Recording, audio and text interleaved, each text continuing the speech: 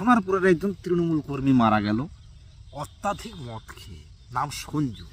1 নম্বরের তোলাবাজ গুন্ডা বদমাইশ, এক জমি 3 বার করে বিক্রি করে। এবার এমন একজন কর্মী মারা যাওয়ার পর, যে কিনা ওভার ড্রিঙ্কিং করার কারণে মারা গেছে, এবং টিএমসির নেতারা বলছে সে নাকি ভোট পরবর্তী হামলায় বিজেপির কারণে মারা গেছে। আসলে তো সেটা নয়। কত বড় মিথ্যাচার! সে তো 1 নম্বরের মাতাল ছিল। আর যারা মাতাল তাদের তো মদ খাওয়ার জন্য নির্দিষ্ট কোনো কারণের দরকার হয় না। ভোটের প্রচারে কষ্ট হয়ে গেছে, চলো মদ খাই। আচ্ছা, সামনে রেজাল্ট আসছে, আর 2 দিন আছে, চলো মদ খাই। আচ্ছা, ভোটে হেরে গেছি, চলো মদ খাই, বুক চাপড়ে চলো মদ খাই।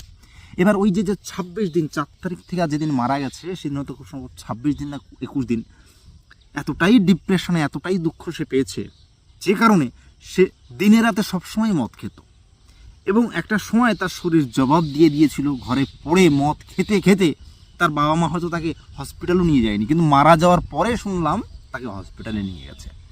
এবার একটা জমি যখন সে 3 বার করে বিক্রি করছে, এটা তো একটা অন্যায় অপরাধমূলক কাজ। আর এই অন্যায় অপরাধমূলক কাজগুলোকে করার জন্য তাকে অবশ্যই রাজনৈতিক এবং প্রশাসনিক 2 ধরনের সাপোর্টের দরকার ছিল। এবং ওই 3 বার বিক্রি করার 1 বারের টাকা নিশ্চয়ই উপর মহলে পৌঁছে যেত। এই অভিষেক ব্যানার্জির ফুটেজ খাওয়ার খুবই শখ, কারণ বিজেপি দলটা বর্তমানে এত পরিমাণে উন্নয়ন করছে, এই 1.5 মাসে এতটা উন্নয়ন করছে বা এমন এমন সিদ্ধান্ত নিচ্ছে যে মিডিয়ার পুরো নজরটাই যেন এই বিজেপির উন্নয়নের দিকেই ফেরানো।